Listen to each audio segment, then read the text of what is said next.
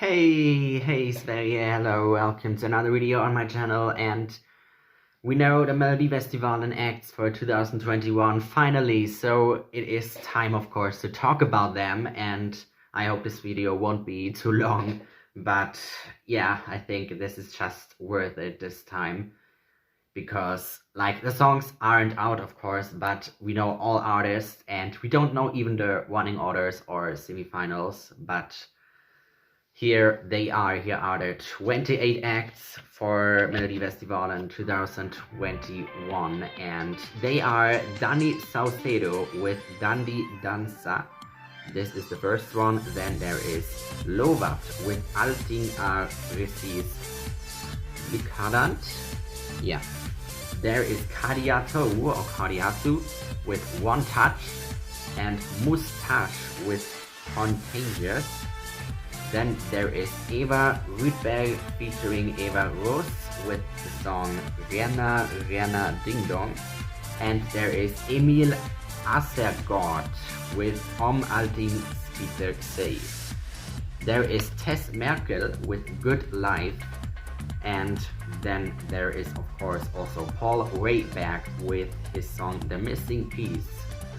There is also the group Arvingarna with the song Tänker inte att gå hem. And there is also Dotter after last year's success. She is back with Little Tots. And also there is Elisa with Den du är. And Lilla Sister is also there with Pretender. The next act is Frida Green, or Frida Green, however she wants to pronounce, with The Silence. And Eurovision winner from 1999, Charlotte Perrelli with Still Young. The next act is Patrick Jen, or Jean, or Jen, with the song called Tears Run Dry.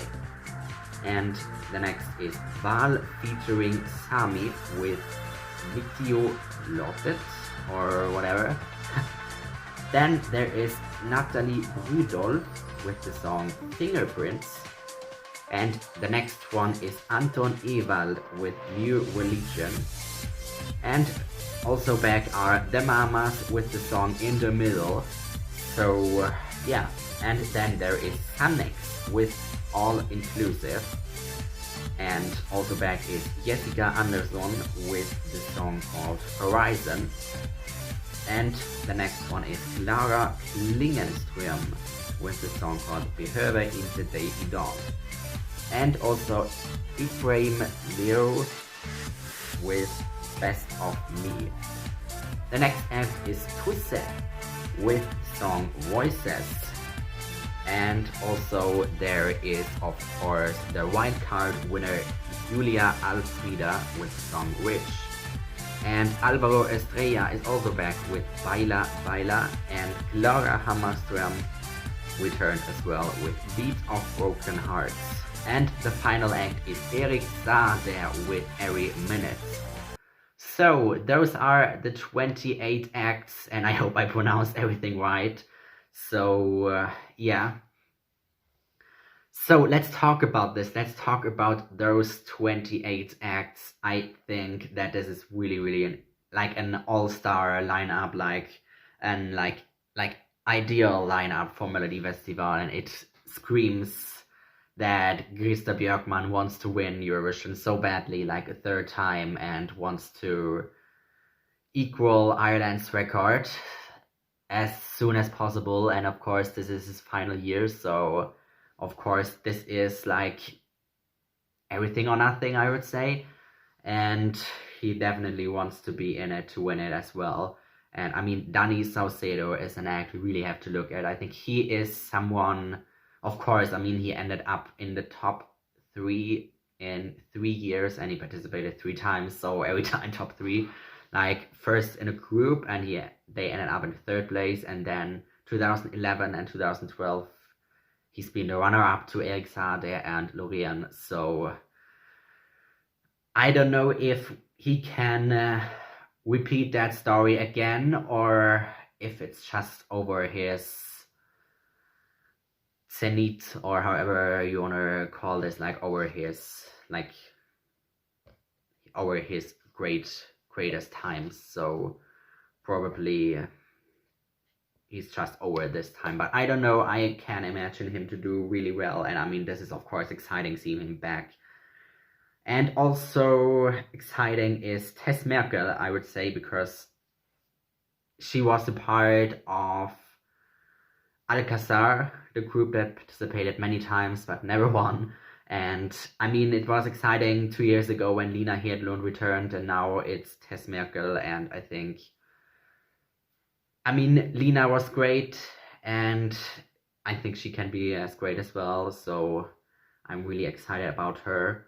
Then, of course, Dotter. I mean, she almost won last year, or this year, technically. So I'm really excited if she can top Bulletproof or not. Like Dotteram last year or this year almost happened, and she was such a big fan favorite. People called her even potential Eurovision winner, and even before the final, and like the song wasn't even released on Spotify, on YouTube, and after semi-final we're like, okay, this is it.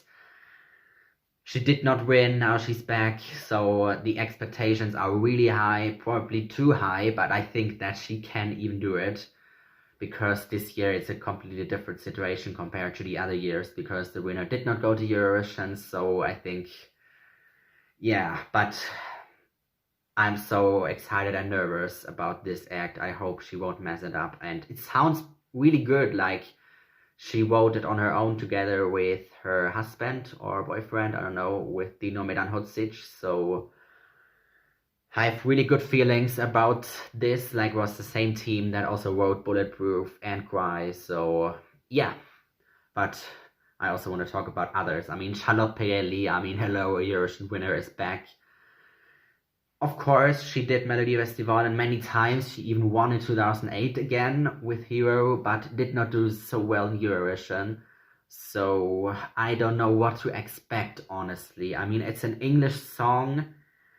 It screams Schlager for me, like Still Young by her. It's like, okay, this is a Schlager pop song. And I think this screams guilty pleasure for many people, me included. I think this is something that I hope won't be really underrated, because I think this could surprise us a lot. And yeah, I have some really good feelings about her. And I have also really good feelings about Patrick Ian, because he wrote Move this year, or last year, but for this year, and now he's back next year. So, and I don't know, but I think that he's just an exciting, interesting artist and act. So I think this could be really good. And yeah, don't have much to say about him, but something inside me tells me that this is this is one act to look at for 2021. And Anton Ewald, of course, he is also a big name in Sweden. He did Melodifestivalen twice, and yeah, I think he will be really good as well. The Mamas are back, of course, so I don't know what to expect from In the Middle. I mean, they said like months ago, like, okay, it's more likely we won't come back unless we have like their monster hit or whatever. And now they are back, so I'm excited what this is. Like, this is their monster hit, however they call it. So I think this is something we can really count on. I think this is an act we can really see doing really well. I am not so sure if this is like, if it's still enough to win. Like, I mean, they won 2019 as backing singers, but they had like the unofficial first role, or however you want to call it. They won this year, 2020. Can they win a third time? I think in this strong lineup, the sympathy effect isn't enough. So I think they really have I think they really need a really, really, really good song, and then they could win, but I'm not so sure. So best of luck, but I don't know. I really don't know. I also don't know about Tusse, but I think that he has really good chances.